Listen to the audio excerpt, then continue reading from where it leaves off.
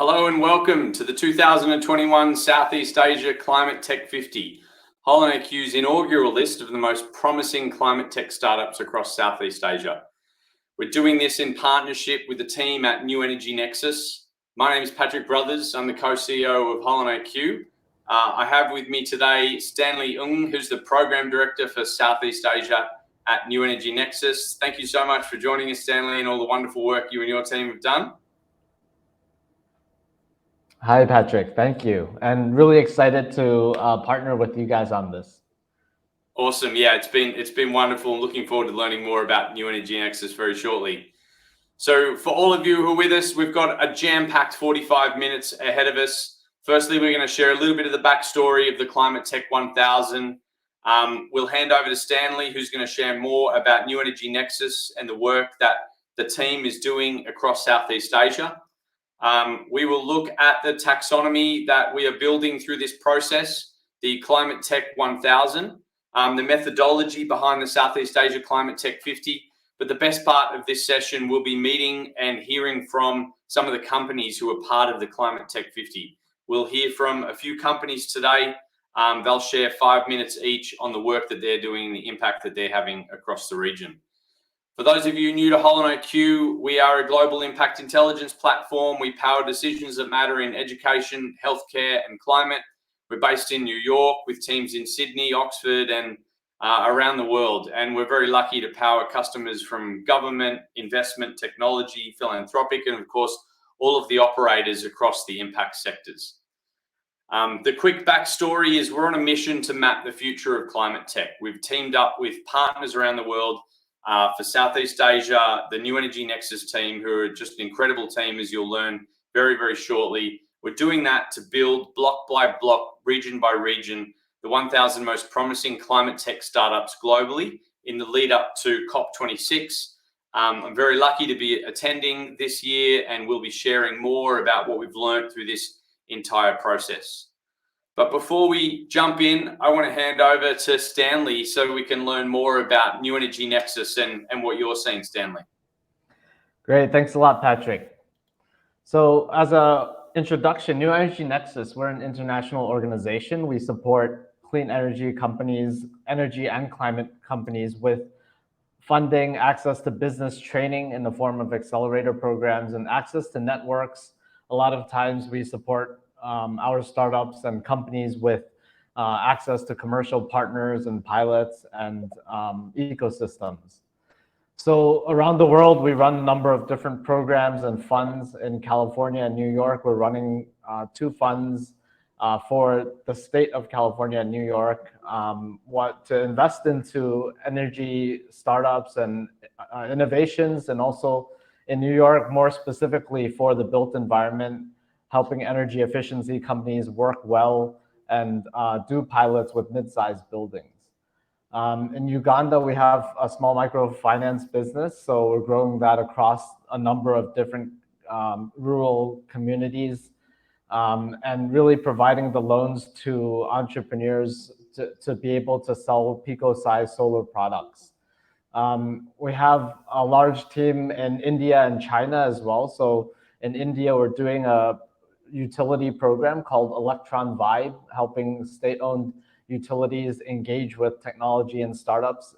In China, we have a partnership with Tsinghua University where we help them sort of commercialize some of their technologies and research, but also tap into large corporate partners in China.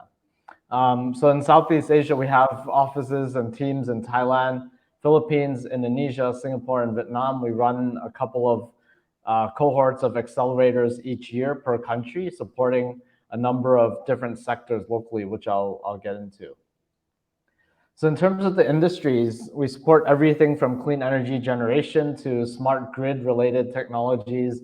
Energy management platforms are a lot of times used for energy efficiency, and e-mobility and energy storage are very hot topics. And we're also slowly expanding into the industrial and also the agri-tech space to cover the full breadth of climate innovations. Also, our Energy Academy, this is a new digital tool and course that we're launching, first in solar and then energy efficiency will be to come. This is our way of being able to reach many different entrepreneurs from all corners of the globe. So we have this online coursework, full solar technical know-how on how to start a solar EPC or solar development business, but also within each country that we launch into, we work with offline partners to provide the practical part of the hands-on training as well.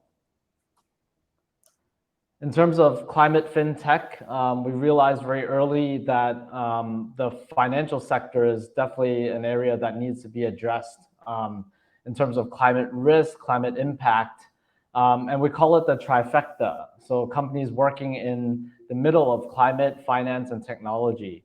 Some of these areas can be at the fund level, at the asset management level, but also all the way down to the retail consumer level. For example, in the US right now, we're launching the payments and cards challenge. So essentially helping retail customers when you make an e-commerce purchase or when you swipe your credit card, the carbon footprint of your purchases and that impact.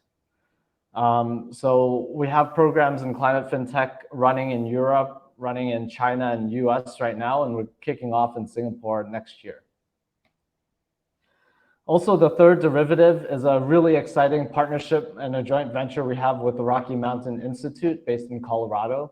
So this is a global platform to support climate tech entrepreneurs, and it involves New Energy Nexus, providing a lot of the accelerator know-how.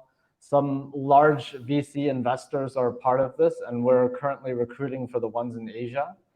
Also leading corporate partners, some of these larger ones that you know, Microsoft, BP, Engie are all part of it. Also looking for additional corporate partners in Southeast Asia right now. So our first cohort in 2020 supported 47 companies with a range of focuses from finance to e-mobility. And you can get the full list, go to the website third-derivative.org. And also for the startups that are watching, if you haven't already submitted your application, it's on a rolling basis and happy to have you guys do that. Diving into the Southeast Asia climate tech ecosystem, so just based off of our work in various countries, we usually do a health check and gauge what is the awareness like, right, for energy and climate technologies. We look at financing and the investment and the types of investors that are available to our startup companies. Collaboration in the space, and also the policy environment and whether that's improving and supportive of entrepreneurship in this space. So in terms of the awareness, overall, it's on the increase. So we have multiple, and this stems from the global level, but multiple national and corporate announcements being made about going net zero. What that means to each organization, each country, like requires a full other discussion, but we're seeing that as a trend, right? And more. So the positive of that is that increases the conversation. It opens up the conversation at many levels, and we're seeing more and more interest in the space. Additional funds and investors that are being active in climate tech and energy tech. In the last few years, we've seen ADB Ventures come successfully close their fund and make the initial few investments who we're partnering with. Climb Capital, a lot of corporate venture capital funds have been created throughout Southeast Asia, and really looking forward to seeing how that space develops. Also larger DFI type funds, the Green Climate Fund has a $300 million Southeast Asia Green Recovery Program. EU has their Switch program, also targeting micro SMEs as well. So a lot of space in a lot of development in the investment space. The increase in collaboration from different stakeholders. So we're seeing slowly but surely more government, universities, and corporates working together. and developing programs, developing national type strategies on how to advance either energy efficiency or very specific areas within the climate sector.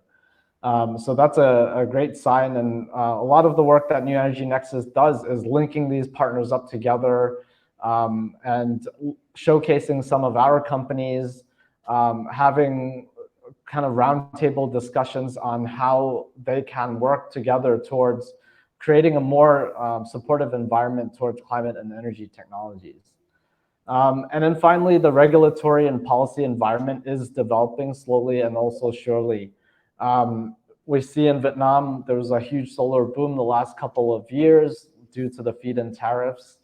Indonesia has like big targets within their low carbon development initiative. And also in the Philippines, the Energy Efficiency Act was ratified in 2019, which gives a whole new industry an opportunity to grow within the ESCO and energy efficiency sector.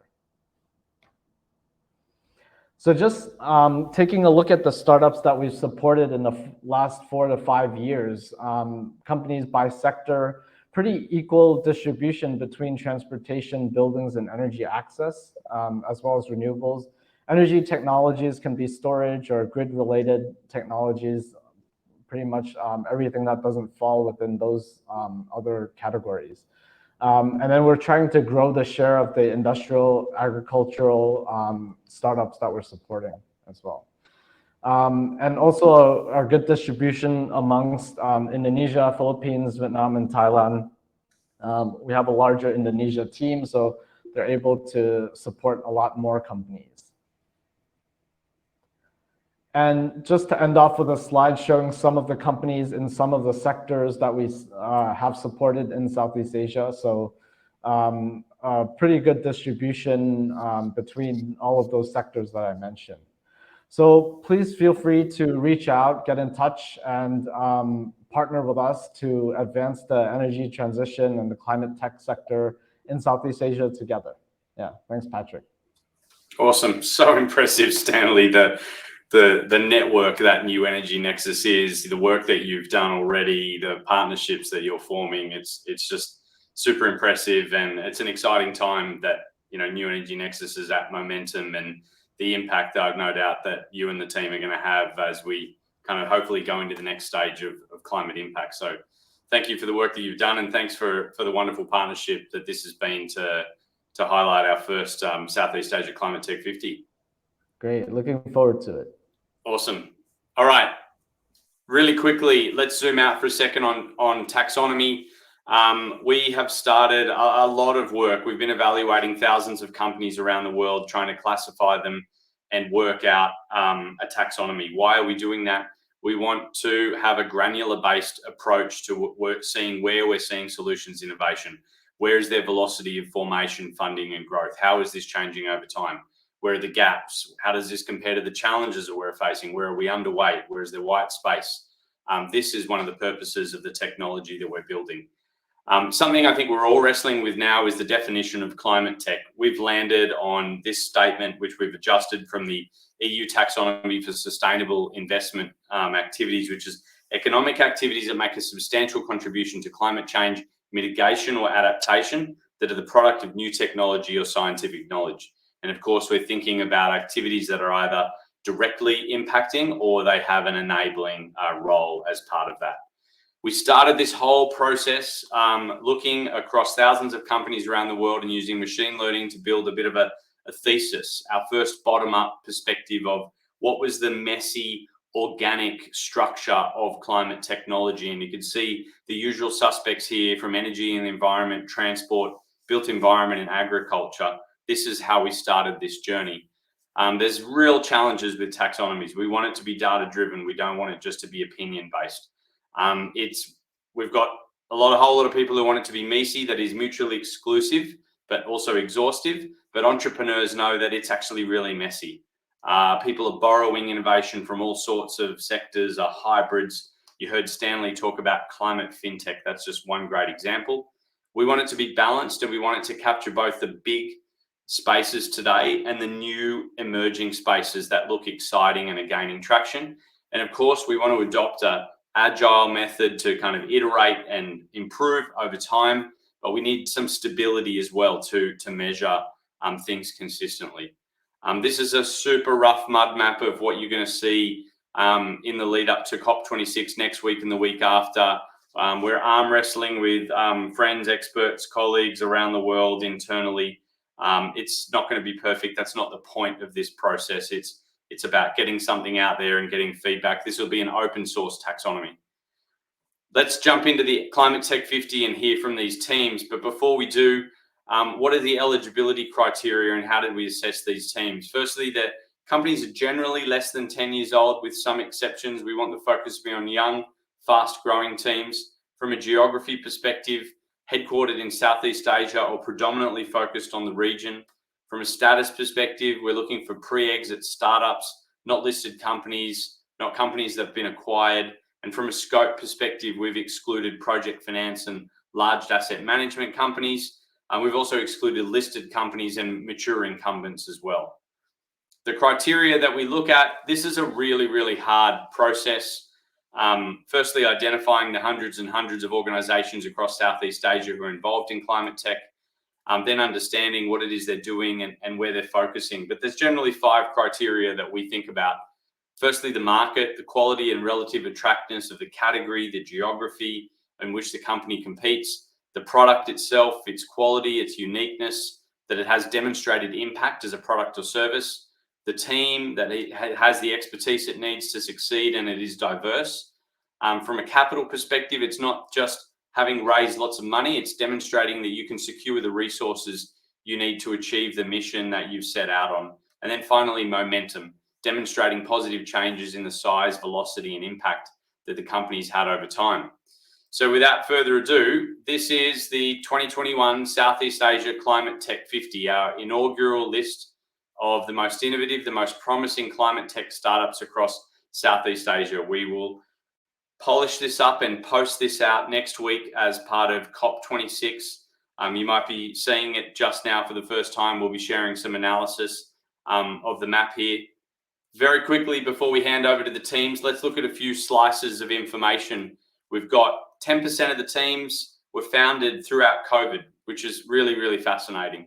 There's a good slice there that were COVID quite recently, but I think testament to the maturity of the Southeast Asia climate tech ecosystem is most of these teams were founded between 2010 and 2014. So they're at scale, they're maturing. I think this demonstrates from our research just how early Southeast Asia is compared to many ecosystems around the world at focusing on climate. And there's a few elder climate tech startups there that are really scaling up or maybe started a little slower, perhaps coming from an academic context and really starting to hit the market now. Something that people find really fascinating is climate tech is not just SaaS e-commerce stuff. There is a real solid portion there of digital native organizations, but for the most part, the technology here is physical technology. It comes in a physical form. And of course, there are technology-enabled services plays in here as well. But this is something that really surprises folks who are coming into climate for the first time from other tech sectors, as it were. Last cut before we hear from our first team is looking at categories. Now, obviously, a pie chart is only as good as the little blocks that you define, and we're all wrestling with the definition of climate tech right now. But you can see here across Southeast Asia, really strong representation of agriculture and of food. Very strong representation there. The environment, nature-based solutions, circular economy, really strong. Obviously, renewables, then mobilities and networks, data networks, carbon networks, risk, finance space, industrials, and then storage and alternates as well. So a real mix across the 2021 Southeast Asia Climate Tech 50.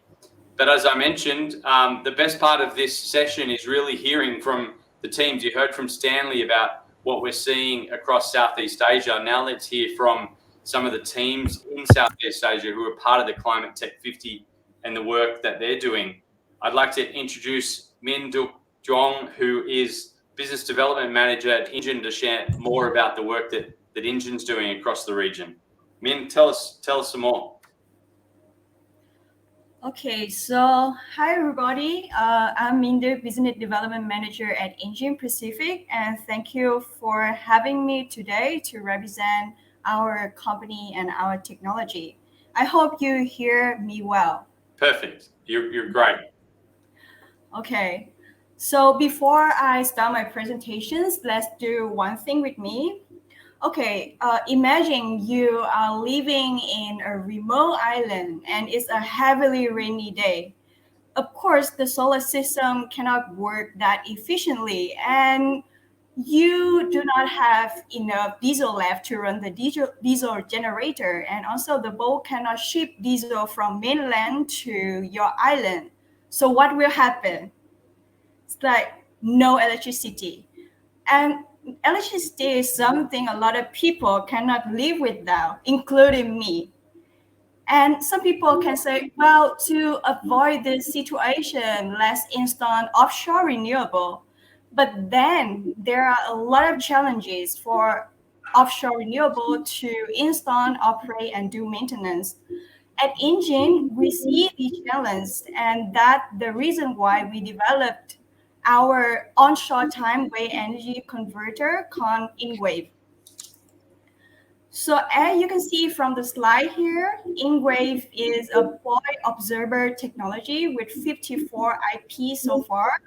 And our technology includes two main parts, the landside equipment and seaside equipment. So the way energy is collected by a floating device, and this energy is mechanically transmitted through ropes to the land side. And the power generating unit on land side will transfer this energy to electricity. And we estimate that with 1 megawatt in-wave install capacity, we can avoid more than 30,000 tons CO2 over 20 years. And in 2015, we built our real sea demonstration plant in Jeju Island, South Korea, with install capacity of 50 kilowatt. And seeing the operating of the plant, we usually see fish playing around the buoy of our plant or bird like relaxing on top of our floating device. So this technology is not only friendly to the environment, but also have other advantages. The first advantage that I can say that because it's a multi-directional harvesting technology, it allows us to collect the wave energy more efficient. And the fact that it's installed onshore, it doesn't need $1 million subsea cable with half Earth to reduce the expense. And also because it's onshore conditions are less harsh than offshore conditions, and therefore their operation and maintenance become easier and save our costs. And the last thing is that this technology can fit both low power demand and high power demand, is duplicable and scalable. So when talking about business model, we focus mainly on B2G and B2B. The revenue comes from different streams. It can be equipment design, equipment sale, or even O&M transfer. And currently, we're working on Vietnam project, which is a project like donation-based project. Like we sign MOU with local government, or central province of Vietnam, with other Korean corporation, Vietnam corporation. We plan to build a plant with installed capacity of 50 kilowatt by next year, and we expect that this plant will have to increase the operating hours of desalination system on the island. And also early this year, we received technical assistance from USAID for environmental and social impact assessment. So introduce Engine, like actually Engine Pacific is subsidiary of South Korean clean technology company Engine, headquartered in South Korea. We are working on more than 12 megawatt in 6 countries. And even we already have local partner in other country, we're still looking for more partners to expand globally. And if you are interested in us, please contact us, and then we can contribute to sustainable development goals together. Thank you for watching. Thank you so much, Min. Fascinating to see the work that you're doing. So innovative and so needed as well. And congratulations to all the work that you and your team are doing. And thank you for joining us today and sharing a little bit more about Engine as well. Yeah, thank you. Awesome. All right, moving right along. It's a pleasure to introduce Soranam Chuchat, the founder and CEO of E-Tran. Soranam, I'd love to hear more about the work that you and your team are doing. Hi everyone, my name is Ert. I'm CEO of E-Tran.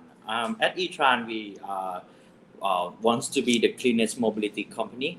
So it's not limited to auto electric vehicles, but it's also how to transform the whole entire transportation to become more cleaner.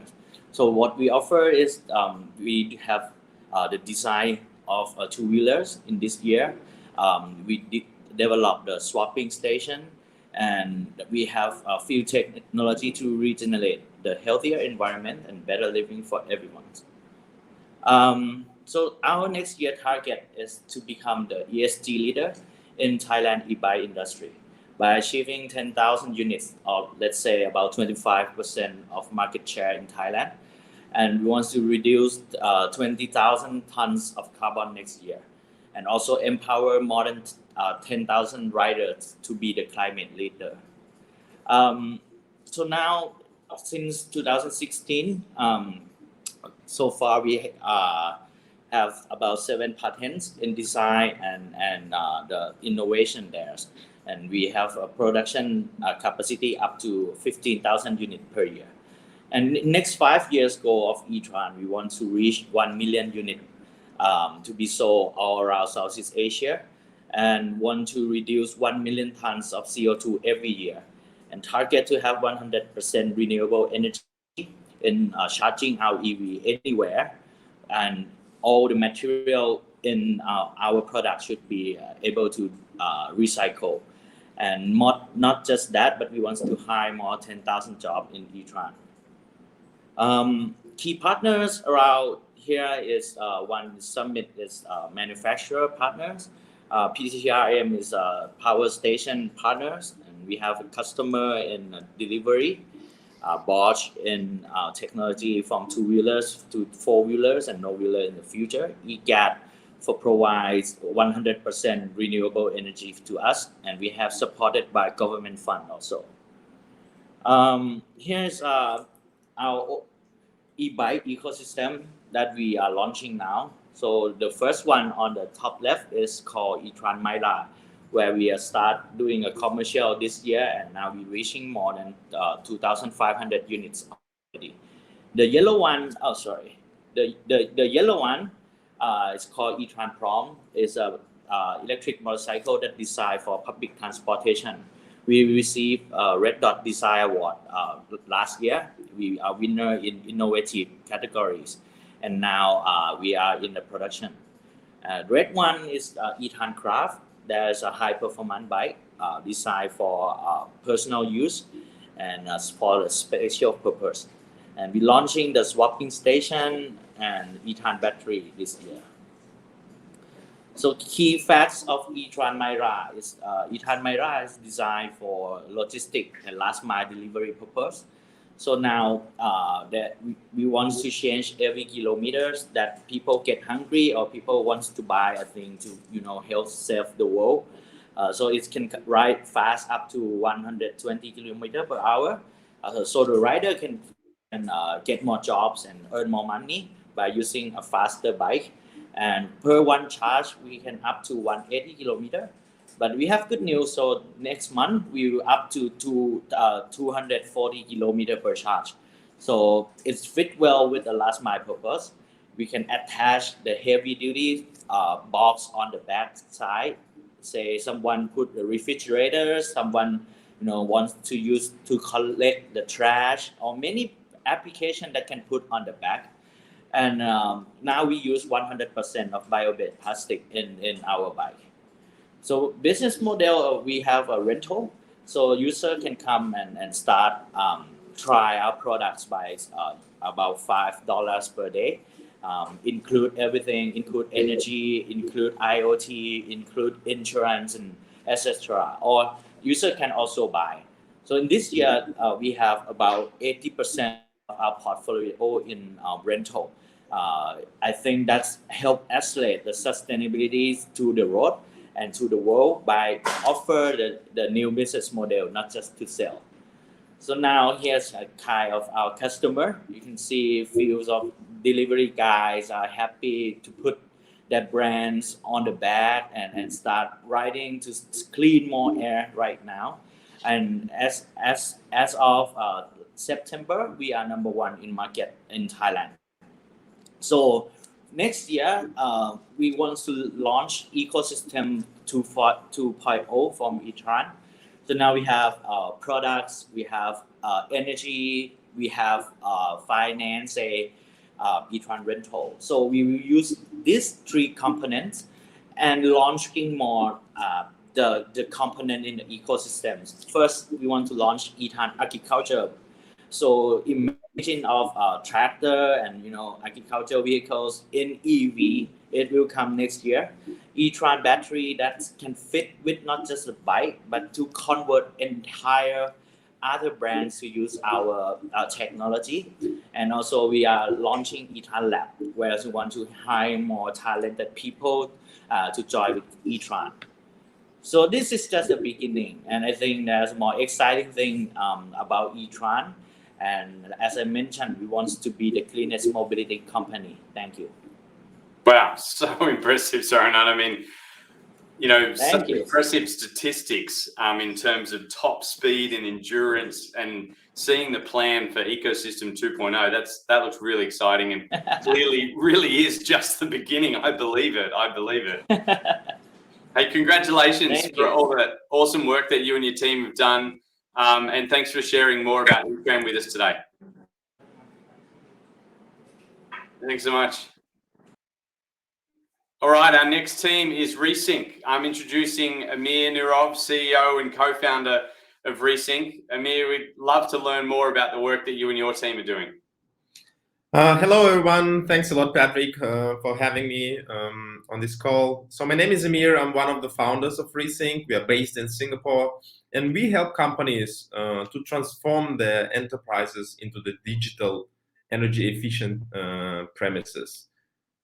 Why we started doing this, as you know, the whole energy infrastructure is going through drastic transformation, and this transformation is mainly driven by few factors. Of course, wide adoption of renewable energy assets like solar and wind energy, digitalization of the whole ecosystem with internet access almost everywhere, with smart meters, with IoT devices, adoption of energy storage systems like batteries, electric vehicles, and of course, implementation of AI and machine learning model for the automation purposes. So four of these traditional pillars driving traditional grid towards what we call smart grid or smart city solutions. And at the heart of this transformation lays the data. So whichever company utilizing their data efficiently can save up to 30% of their energy usage. And that's exactly what we do at Resync, helping companies to achieve those goals. So we provide cutting-edge technology, which is enhanced by AI and machine learning models. We create fully reliable infrastructure in terms of data aggregation, storing, processing, and then feeding it to the customer. We made it affordable. It can be used by small, medium enterprises, but at the same time, large MNCs. We can scale our solution from one site deployment to 100 sites of deployment in a matter of few days because we are fully cloud-based. Despite us being located in Singapore, we have customers across the world, and we are quite market agnostic in that sense, and we can customize our solution depending on our customer needs. A bit of overview how we do it. We provide solution for the individual stakeholders, be it a real estate company, be it a company that provides renewable energy assets like solar power plants, or IoT asset owners. We aggregate real-time performance data from their premises. We run the algorithms at the edge, and we take real-time control action. So we don't do just a monitoring. We close the loop with the real-time control actions in order to save the energy. But at the same time, all that data is sent on a cloud, and on a cloud, we run it through different type of machine learning models in order to do the forecasting of the asset performance. understand the predictive maintenance requirements, do the smart facility management, and of course, recognize certain patterns that can be beneficial for the customer for the longer run. So at the same time, we provide what we call virtual power plant. And I think most of you are familiar with the term. It's where basically small microgrids or be it even nanogrids are operated automatically, be it a generation side or consumption side. So we provide that automation for end customers where there's multiple buildings with different distributed energy assets in combination with some containerized energy storage systems. We basically synchronize all the distributed energy asset and make sure that customer gets most efficient and most sustainable energy usage at their premises. One of the unique solutions that we provide at the moment is an energy disaggregation. As most of you know, doesn't matter where we locate, all of us, we get at the end of the month our electricity bills, but we don't really have full overview of how we consume our energy. We only know the total number in terms of kilowatt hours, and we know what is the total price that we owe to the utilities. But we don't really dive, at least not more than 90% people don't really dive into the details of what's happening, how do we consume energy, whether I'm overusing my air conditioning unit, whether I'm overusing my washing machine, and etc. In order to understand those breakdowns, we need to install additional sensors or sub-meters. But what we do by use of big data and machine learning optimization, we basically avoid any additional hardware installation, and purely from the central energy meter reading, we can disaggregate into different appliances with accuracy more than 90%. And that's a very useful solution for the end users in order to educate them about their energy consumption. And of course, to move towards sustainable energy efficiency solutions for the household premises, which contribute mostly around 40% of the overall consumption in certain governments.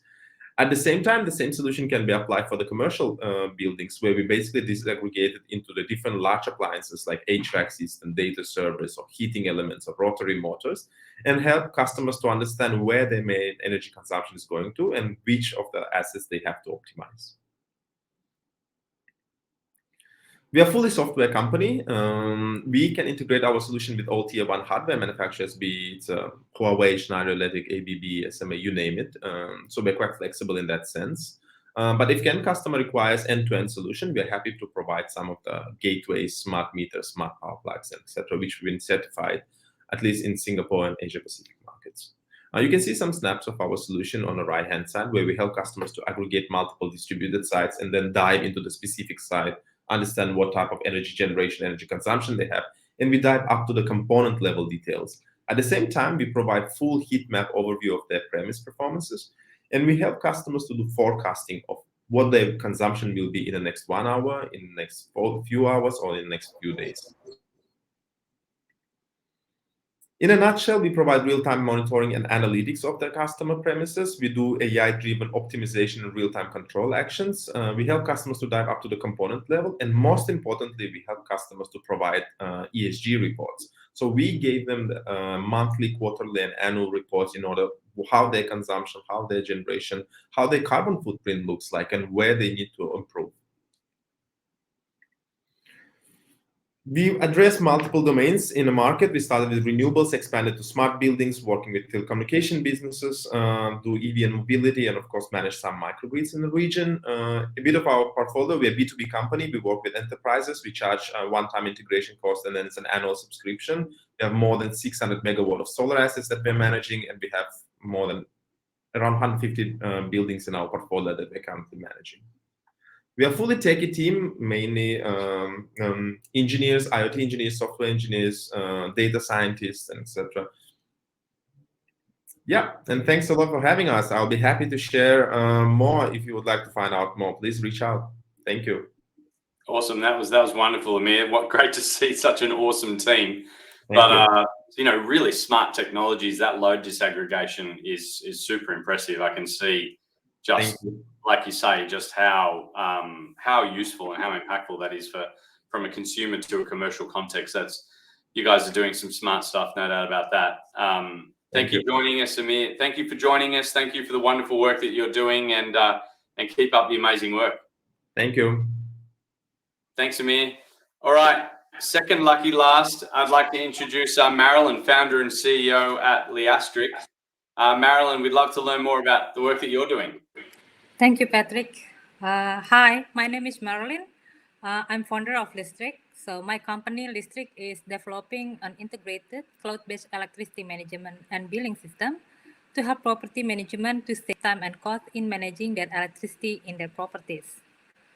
So in Indonesia, most of electricity management process is still manual. For example, in buildings, it will take few weeks to collect the data and create the bill for the tenants, and also it's difficult for them to take a quick action if there is an abnormality in the building. In addition, lack of data collection and availability make it harder for customer to make justification on what to save and where to start. So with Listrick now, property management can save time and cost in the process.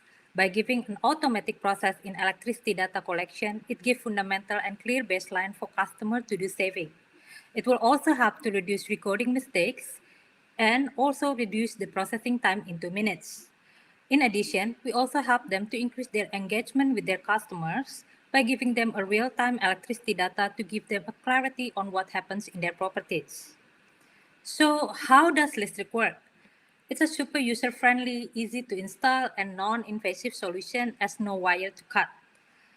Listrick device just need to be installed by clamping the sensor in main MCB or mini circuit breaker inside the electrical panel room. For easy monitoring, the electric device will send the data through internet to mobile application or web dashboard, which customer can easily see their electricity data from anywhere. By giving them an automatic data recording, the electricity management becomes simple and reduce human errors in data collection. All the data can be seen practically from anywhere and anytime through web dashboard and application for 24 hours. It also creates an easy reporting for the management or stakeholders to plan and maintain their energy efficiency in the building. Next, it also integrated with the billing system, which can be automatically created every month in minutes. In addition, with the electricity data in hand, it is a starting point and baseline for energy saving. Currently, we have installed in residential and some of businesses such as small and business owner. We receive positive feedback regarding our product market fit validation, which make us confident with our future traction. For example, the installation in one of the mall in West Jakarta area, which will be used to monitor their tenant electricity in the building. It will also have the potential market of future installation in their group because they are one of the conglomerate groups in Indonesia. It is also similar condition with other potential customers such as developer, retail owner in Indonesia. Developers, industrial area, and malls are our channel partners to scale up our solution. Our business model is subscription model, and within 5 years, we aim to generate around 17 million US dollar. By giving transparency and real-time data, Listrick can enable a behavior change. And according to research from National Institute of Standard and Technology in America, it can drive to 5 to 15% of energy saving. For example, with real-time data, customer will be able to take a quick action if there is an abnormality in electricity usage in their building. In addition, if most the mall and buildings in Indonesia use the solution, you can imagine how much it will save the energy. Listrick is a woman-led tech startup in Indonesia. Based on the Bureau statistics, only 5% of women work in engineering field because mostly the job is male-dominated job. By creating an automation in electricity data management, it will opening up opportunities for women where the work can be easily done for both genders. In addition, it will create a safety and employment creation for women to work in this field. Our team has various background and has technical know-how. And we also have been working together since we met at Apple Developer Academy back in 2019. We also have advisors who has experience in the industry. We are looking for partnership to scale up our solution. So follow us to get us know more. Let's start to monitor your electricity to increase your energy efficiency with Listrick, your smart electricity solution. Thank you. Thank you, Marilyn. That was really cool. Really impressive to see how much impact you and your team have created. And like all the teams here, it looks like you're just getting started as well. So congratulations on the work that you've done. Congratulations about being part of the Southeast Asia Climate Tech 50. And thank you so much for spending some time with us to share more. Thank you, Patrick. Thank you, everyone. Thank you, Marilyn. All right, our final speaker is Matt Tan from Exora. Matt, I'm just going to bring your presentation up. Give me one moment. Hi, Patrick.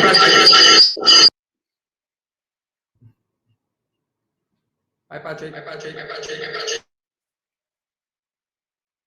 All right, having some challenges. Do you want to come off mute?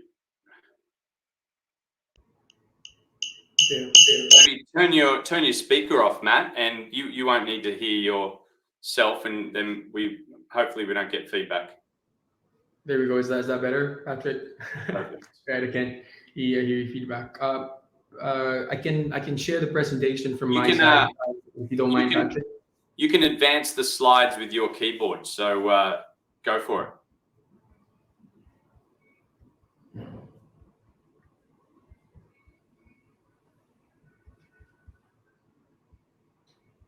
Great. Is that okay? Can you see it?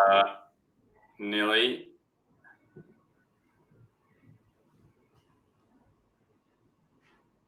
Matt, I've got your slides here. Give me one moment and I can put them up and then you can advance them without, oh, you've got that? All right. Just so we are Exora Technologies. Exora is the first end-to-end digital energy solutions platform engineered to deliver electricity savings through innovative technology. So in the Philippines, we are addressing an issue primarily that the country and most of the business sector in the Philippines is actually overpaying by about $1.5 to $3 billion annually on their energy costs. And recently, our government, together with other ASEAN governments, has addressed this by the deregulation of the energy sector. So apart from the Philippines, Japan and Singapore are also fully deregulated. So what deregulation means is that basically consumers are given the power of choice in the selection of their energy suppliers. So unlike other countries, perhaps in Southeast Asia, where you're fixed to one supplier, in the Philippines, in Japan, and in Singapore, you may, under certain conditions, select your energy supplier. So Exora basically addresses this question that a lot of the businesses are trying to really solve, which is basically the importance of energy savings to their business. So we help them by providing different solutions, different technological solutions to really help them reduce cost of energy. So Exora Technologies is currently servicing 28 commercial industrial facilities, and we have delivered over $1.4 million in cost reductions to our customers. So we are very firm in our belief of this ideology that we cannot cure what we cannot diagnose. And in that regard, in the same way, we cannot also reduce costs if we don't understand energy consumption data. So with this, we have two main flagship products. The first one is Exora Analytics. So this is an example of one of our devices, and likewise the dashboard. So we collect energy data, similar to a little bit similar to what Listrick and are doing. So we collect data, energy data, and we use that data to basically provide a myriad of consultancy services to our customer. So it's a data-driven process for a data-driven future. So immediately we use that data to power what we call our main flagship product, which is Exora Source. So this is an energy marketplace that allows customers or large businesses to directly connect to different suppliers here in the Philippines. So the Philippines has over 47 licensed entities where they can basically connect to and basically buy energy from. So we tailor fit the different power contracts to be able to for the customers to be able to secure. So we negotiate the contracts on their behalf, both digitally and supported by our expert account managers and our legal team to ensure that our customers get the best fit contract for their requirements. So on average, at the most, our customers can receive savings of about 40% from their energy cost.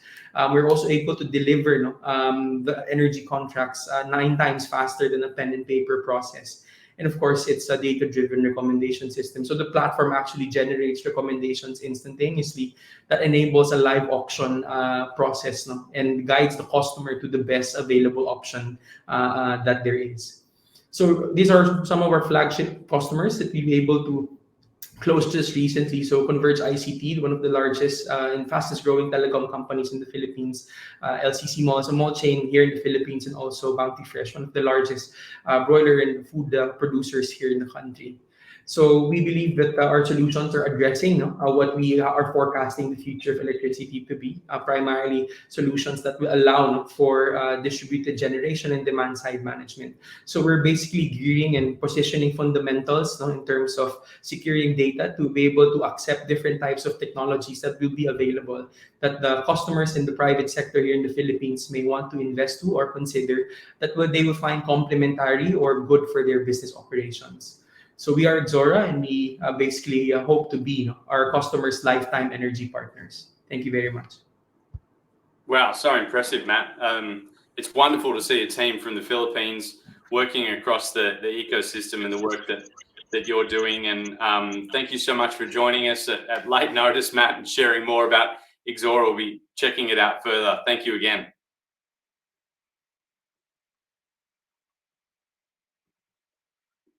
All right. Thank you, Matt. Stanley, I wonder if you're still with us, if you've got any final reflections just as we close out. We're just on time. Sure. Yeah, I mean, you heard from the startups themselves. Like, I think over the last 4 or 5 years, we've seen the ecosystem grow really quite tremendously. You know, from the first cohort we ran to the caliber of entrepreneurs and the startups that you see here with you today. I think it's definitely come a long way. And with that additional funds being set up, the investors that are interested in the space, as well as the overall ecosystem growing, you know, that's part of what we do at New Energy Nexus. And hopefully we'll see it continue to grow as well. That's awesome. And Stanley, if you're a startup or an investor or a partner or a corporate venture capital fund, like what do I do if I want to connect with New Energy Nexus? Yeah, you can go on our website. All of our LinkedIns are there, so you can just send me a message, and happy to have a chat. Awesome. Hey, Stanley, thanks again to you and your team, to Abby and everyone at New Energy Nexus. It's been a massive team effort across so much coverage, so much of Southeast Asia that you all cover. Thank you so much. Congratulations to the teams in the Southeast Asia Climate Tech 50 and to the hundreds more who are doing incredible work. We're keeping an eye on you all and wish you all the best of luck. Thanks a lot, Patrick. Yep. Bye. Thanks, Stanley.